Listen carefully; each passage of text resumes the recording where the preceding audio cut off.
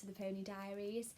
It's been such a long time since obviously I've made a video, but this video has been one that has been very much anticipated for such a long period of time, and it's going to be a little bit different compared to obviously the other videos that I've done on the channel, because the content that I've obviously been getting for this video, it's taken roughly about 7 to 8 months to finally get everything together to obviously show all you lovely people. So this video is going to be Cleo's pregnancy journey, including meeting her stallion and her time at stud, and all like the little bits and pieces that go into obviously putting your mare into foal. This is just my own personal journey. This is not a how-to or anything like that. This is just what I've experienced and how the journey's been in terms of mine and Cleo's outlook on it. So how I'm going to work this video, it's kind of going to go like bounce from clip to clip a little bit, just because there is so much content to cover. There's so much content to cover. So obviously from meeting her stallion, to taking her down there, to having our time there, and like today for example I am going up there at the moment. Well, I'm just getting ready, so I'm going to do a little like, you know, get ready with me. I say that, I'm just going to put a bit of BB cream on, some mascara, and that's as good as it's getting. So yeah, so I completely lost my train of thought. Yeah, so I'm going up there today to get a little bit more content. So I'll just be bouncing back from clip to clip to clip and explaining what's going on and how we found it and things like that. So yeah, I hope you enjoy it.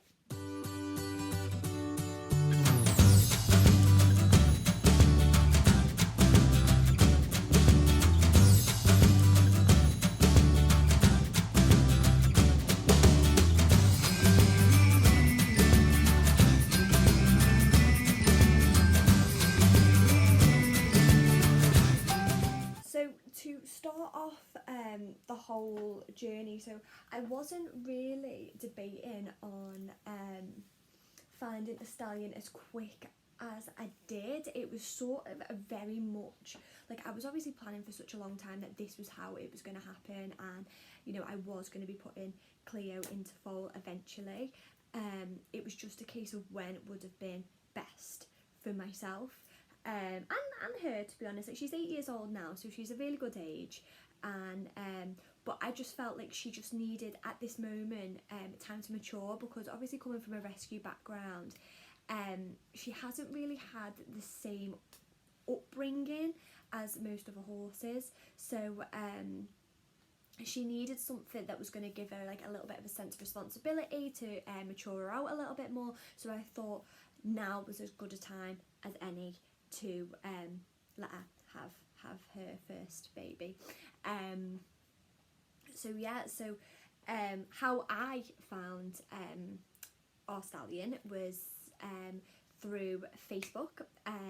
I put a little advert out on Facebook. I did make myself private, so I only wanted to be known like once I'd found that certain stallion, purely because you do have prying eyes on them on them sites. So as many people within the equestrian world knows, it can be a little bit intimidating when other people start getting to grips of knowing what you are going to be doing with your horse.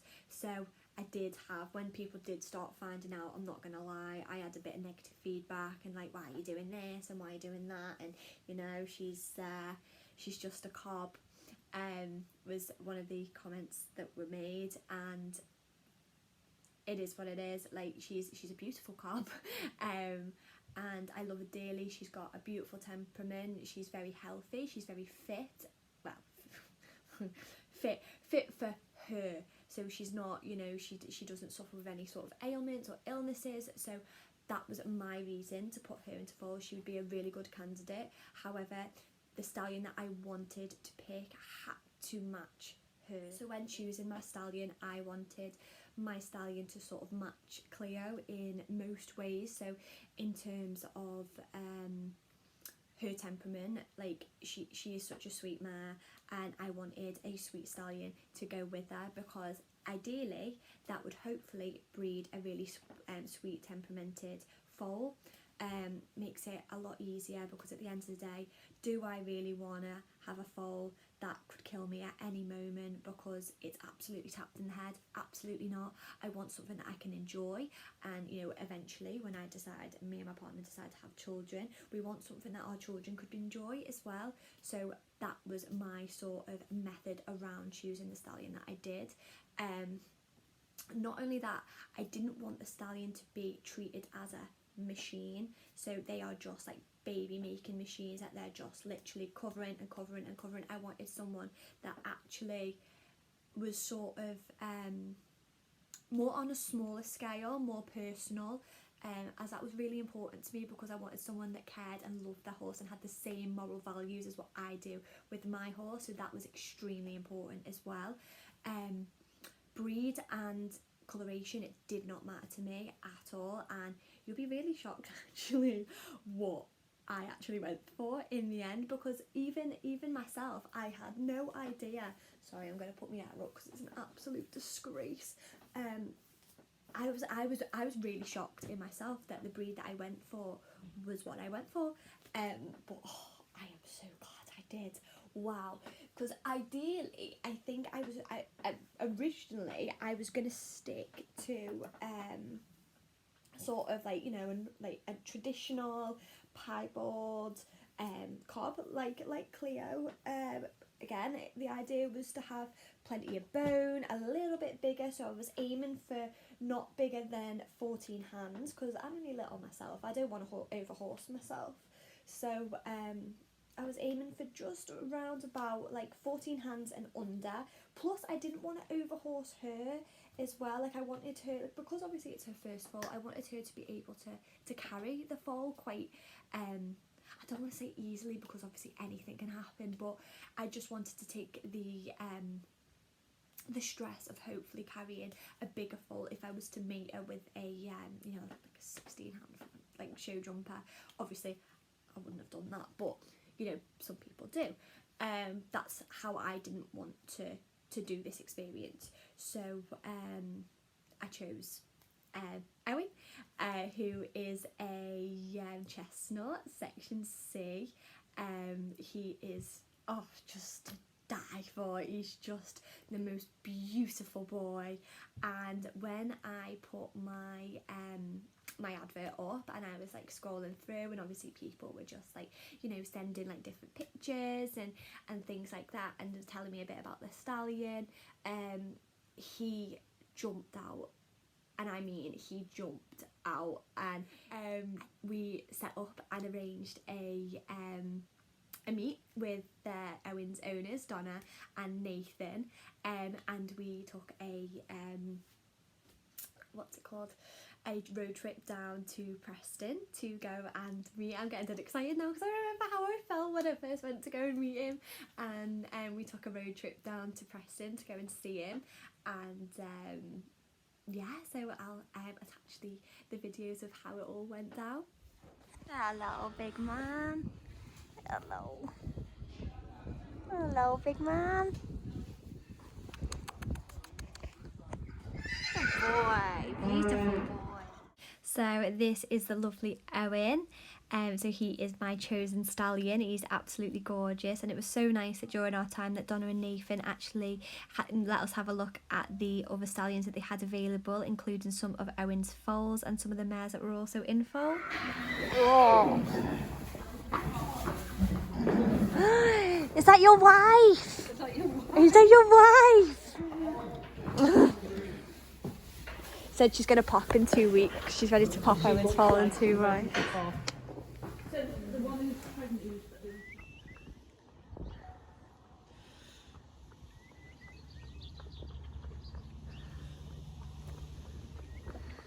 The knees.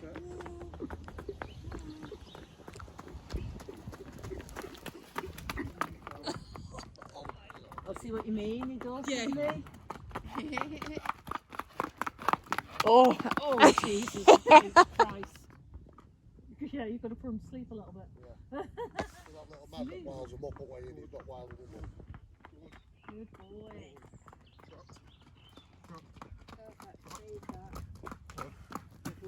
Yeah.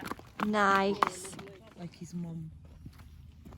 Do you think the chances are he could? Yeah. Oh. Just no. He says, I don't know what You're asking, yeah, yeah. What's going on? Little knees. He doesn't want to play. Just like Dom. There we go. He's nice and straight as well. Yeah. Isn't he? Trot. Oh. lovely.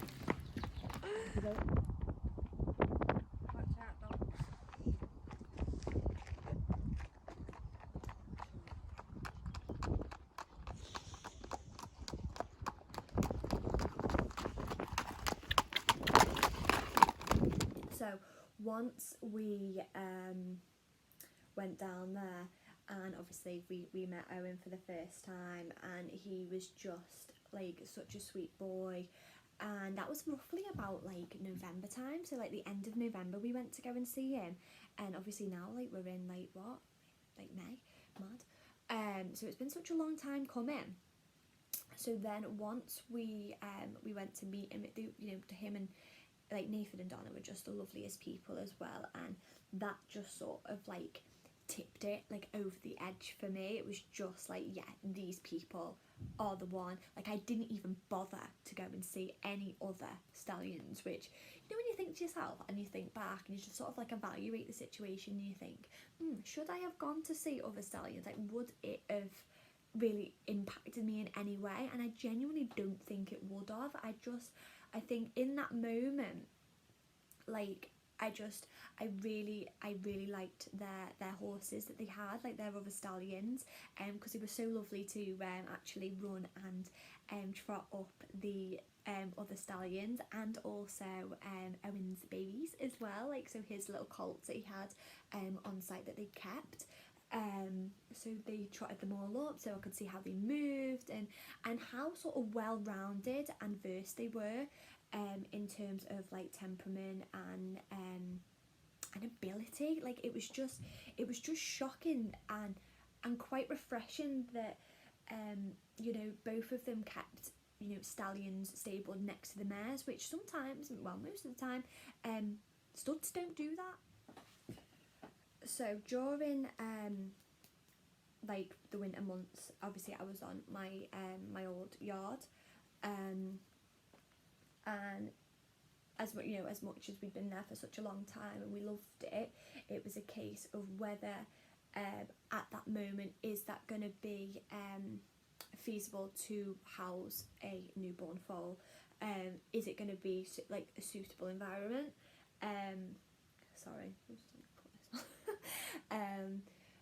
And when I was just sort of like weighing up the pros and cons and things like that, we decided obviously no, it wasn't. So I decided to move Cleo to where we are now, which obviously we're absolutely loving it.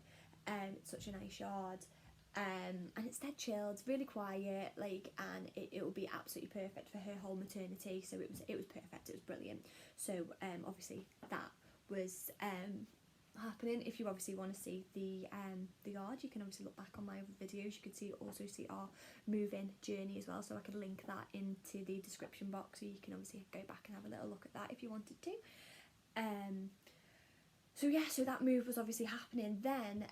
Obviously we had Christmas, New Year, and we were then hoping then to come into the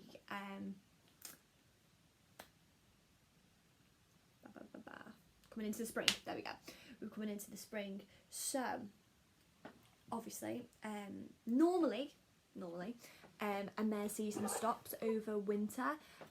This is to actually, it's an adaptation of, you know, in the wild, like, because obviously it takes such a long time for them to foal, like near enough a year, they wouldn't want the foal to foal in the winter because it could obviously perish with the cold. I'm just going to turn around just to get some concealer. So they could obviously perish in the cold. Therefore, their seasons normally start up again in the spring. So I was just waiting for her first season to obviously occur.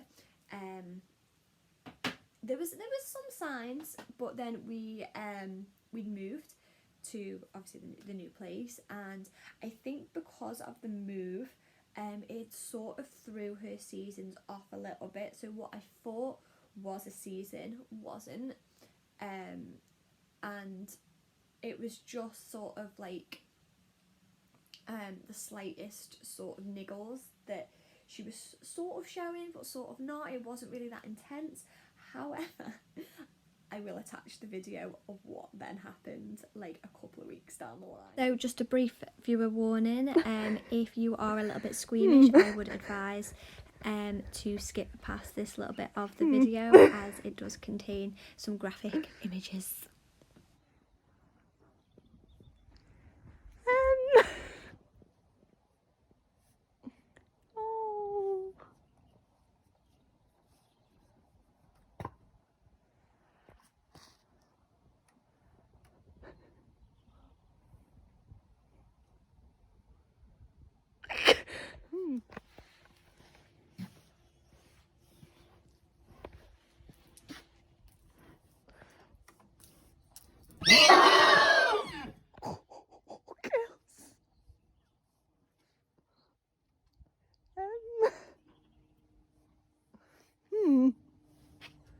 So that video was a video of Cleo squirting at the lovely Tiffany.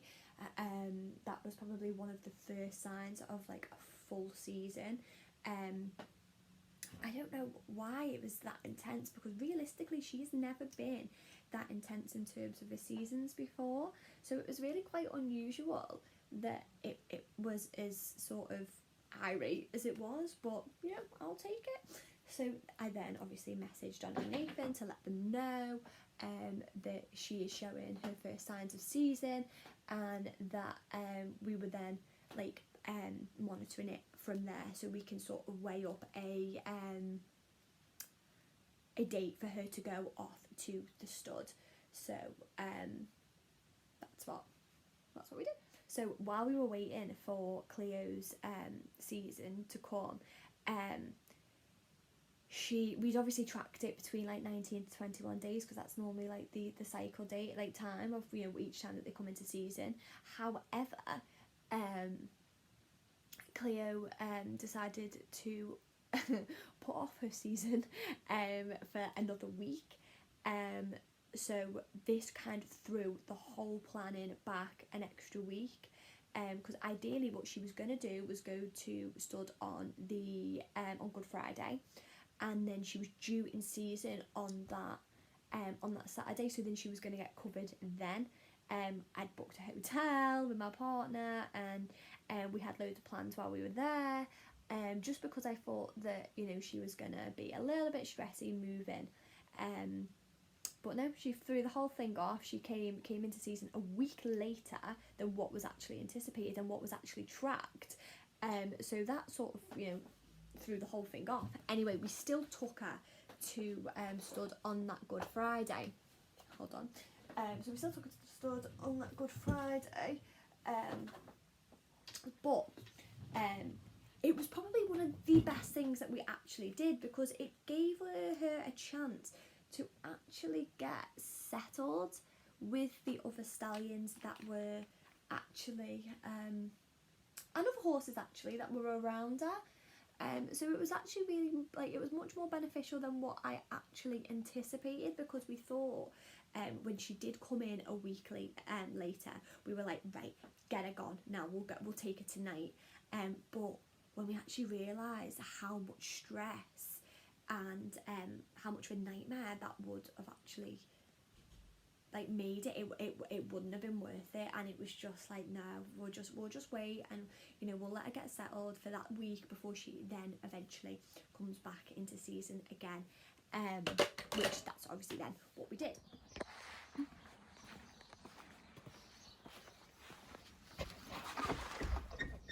Good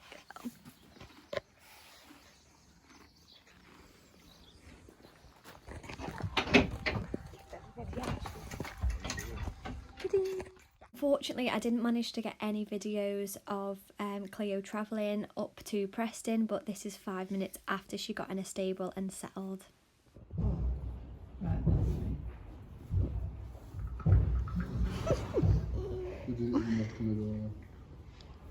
Good girl, Cleo.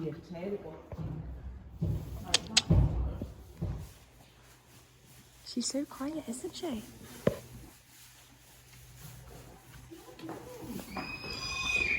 Good girl.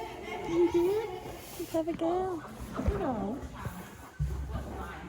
So on the way there, we hit traffic, and it was astonishing. Like what should have been like an hour and 20-minute journey was 3 hours long, because everyone was just going up to Preston for Good Friday. Honest to God, like you couldn't write it.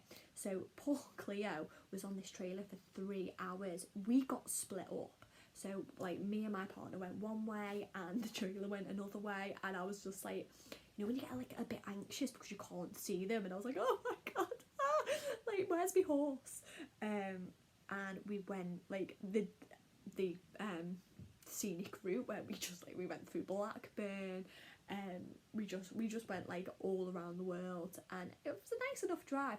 But get this, if you believe in obviously the universe and the angels, as we were coming back onto the motorway to head up towards Preston where all the traffic had gone, lo and behold, the trailer went past. I was like, that's my horse, and we ended up pulling obviously behind them then and getting there all together, which was just, it was brilliant. So I was then, as we pulled up to the yard, I thought she is going to be stressing something chronic, and I got in the trailer and nothing. Like she wasn't sweating, she wasn't panting, she was just sat there eating like nothing had happened. And honest to God, the nerve of that pony, she's got nerves of steel, she really has. And it was like, she's just like, are we here? Are we here? And then obviously she got off the trailer, and all the boys were winding her up, and I thought, oh my God, this is it. She's going to have an absolute mentee bee. She walked through that stable block like she owned the place. She was like, yeah, I'm here. Like, what are you going to do about it? And I sort of sat back and I thought to myself, I'm not being funny. I have booked a hotel room when I didn't have to make sure that you are okay and you are settled. And she's there like she owned the place. Like she's just like, leave mum, I'm not bothered that you're here. Which was quite nice, because obviously then it gave me like the it gave me, I don't even know what I'm trying to say. It made me feel a lot more secure that she was obviously going to be left, and she was going to be happy, and she was going to be absolutely fine. So that was really nice as well, that I was able to obviously leave her and knowing that she was comfortable. So while me and Dan were staying up in Preston while Cleo settled in, it was so nice that Donna and Nathan and the rest of the stud invited us to go and watch them in a local show, where they had took Alfie out for his first show, and also Amy had took her gelding Romeo.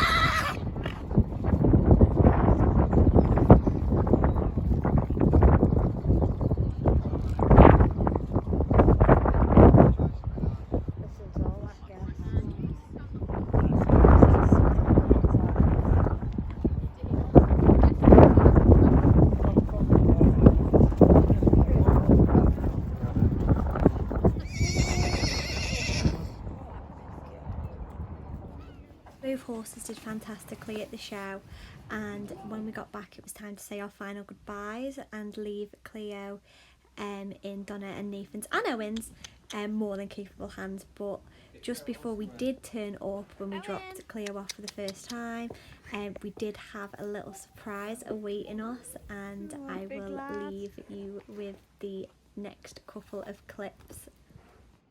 Oh, gorgeous boy.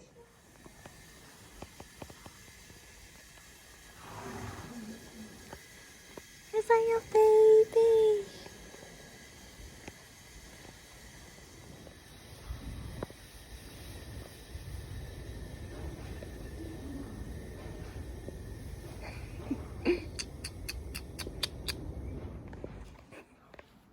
You having a snooze? Oh yeah, we'll pass it below.